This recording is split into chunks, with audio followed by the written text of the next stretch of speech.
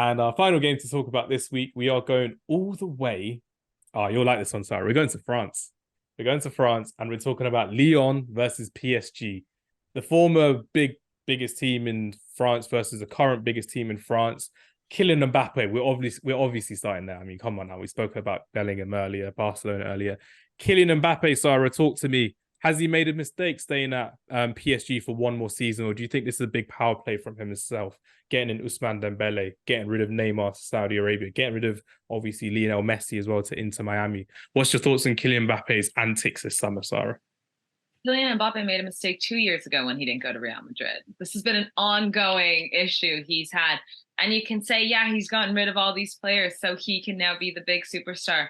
Yeah, good luck winning without some of these players. You guys can say whatever you want about Lionel Messi, but he still had 15 goals, Liga and goals last season, and I think over 15 assists.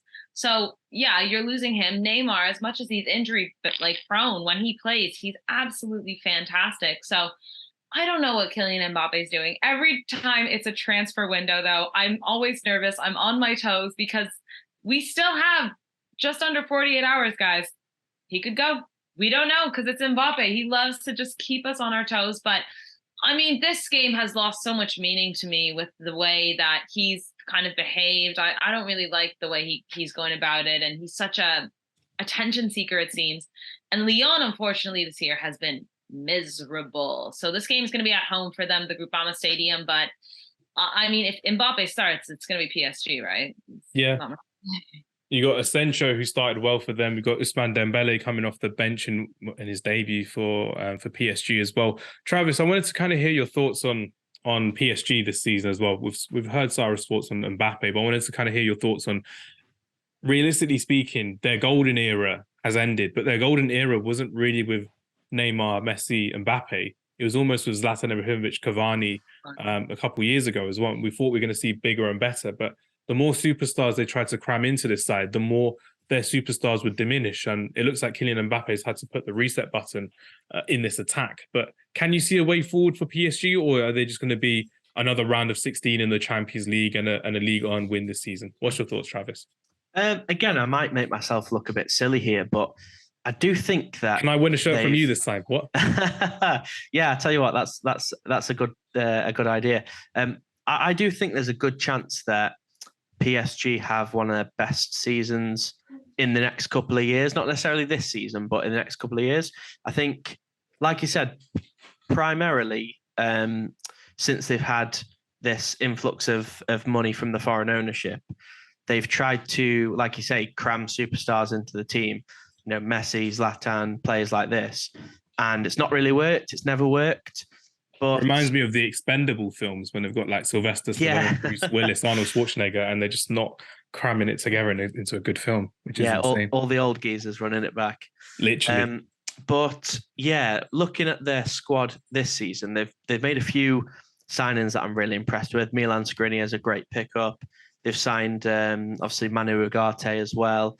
Couple of fantastic ball playing midfielder, fantastic player to watch. Yeah, they've picked up Ramos from Benfica as well, haven't they? I think loan with an obligation to buy as well. Ousmane Dembele from Sara's team, obviously another one. So I think they've changed their strategy a little bit this season in going for players that aren't necessarily superstars, but they could make superstars. And I'm going to say here, I think they get at least the Champions League semi-final this season. Ooh. Are you sure? I'm going strong on this one. I'm being brave. I think if you look at the other teams in Europe, City will obviously be unbelievable again. Real Madrid will obviously be unbelievable. I don't see that many other fantastically strong teams at the minute, other than Real Madrid and Man City. Bayern Munich, Harry Kane. Yeah, I don't know. I'm not convinced by Bayern. I'm really not. Again, I could be made to look a fool here, and obviously Kane's going to score a lot of goals, but.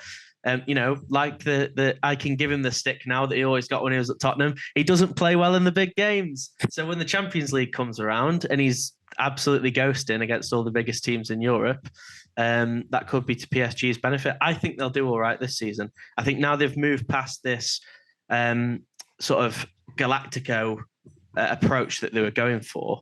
I mean, if you watch games last season with the front three of Messi, Mbappe and Neymar, you'd see them lose the ball you'd see the whole team track back except from the front three, and you just create this huge divide in midfield where you've got this front line of Mbappe, Neymar, and Messi, and then 50 yards, and then the rest of the team. It was wild, and I think if they have a full collective unit of a squad now, even if Mbappe does go next summer, I think moving forward they're going to have a bit more success and a bit more chance of winning those big titles. Because you look at Man City, for example, they've had that influx of money.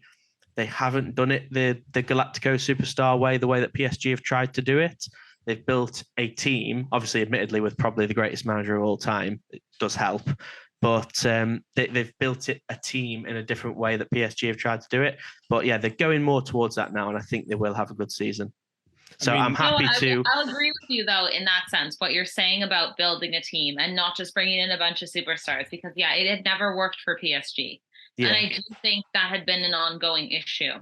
Now, that being said, do I think they're going to make the Champions League semifinals? Absolutely not. No way. Maybe in a few years, because you're onto something here. I think it could be something where it grows, where you work with these players that you've signed now, the Gonzalo Ramoses, the Dembeles, whomever, and over the years you give them more confidence. They learn how to play with one another, because that's how football is played. You can't just bring in a bunch of brilliant players and be like, well, get it together. You have to have an understanding with each other. You have to build a team, right? Which is something they never did. So I will give you that, but I do not think that they will be in the Champions League semifinal. And what will you do if Harry Kane wins 3 trophies this year?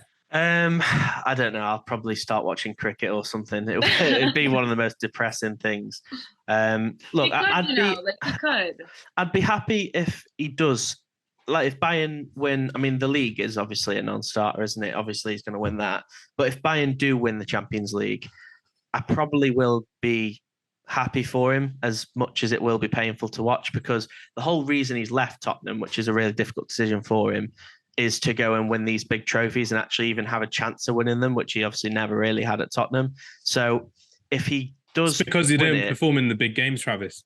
Yeah, exactly. It's because he's Champions a League final, FA Cup final, League Cup final. Just do it. I won't blame him for that Champions League final, because that was Poch's fault. He never should have played. He was coming back off an injury, wasn't fit. We had Lucas Moura just scored a hat-trick in the semi-final against Ajax and got benched. It was completely the wrong decision. But yeah, if he does win it, I will be happy for him, because it'll justify that decision.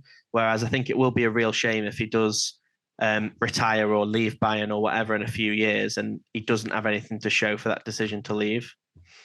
My one redeeming factor in the PSG game is the fact they have a great architect at the helm now in Luis Enrique. Great manager.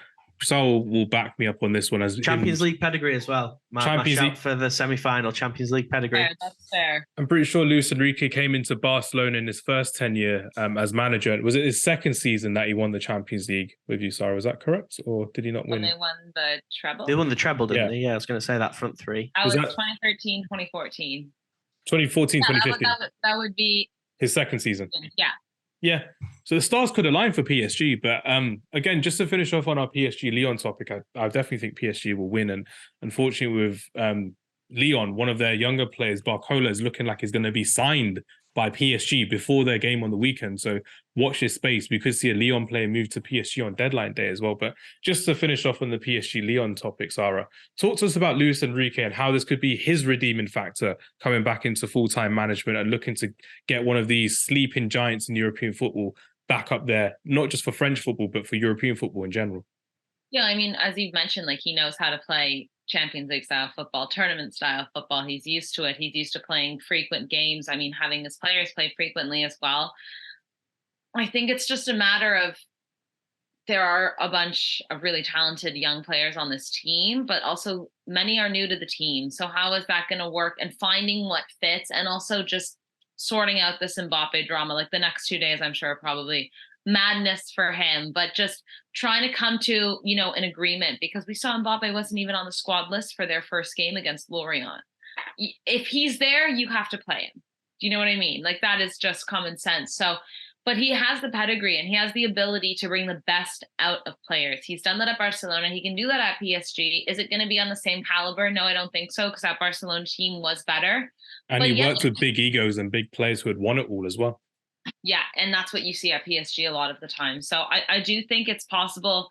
I think maybe not this season, but next season or the season after, if he's still there, because we know the way PSG treat their managers. But I think it could be something that they really grow well together, but it needs time, like anything. Yeah. Like anything, like Manchester United for 10 years, as I always say, but that will take longer than I need it to be. Pain is real, but I'm not looking forward to Sunday at all, or to next week's podcast when Arsenal will beat Man United 5-4, thanks to Travis manifesting it into existence, which is crazy. But no, that's been our matchday preview, and that's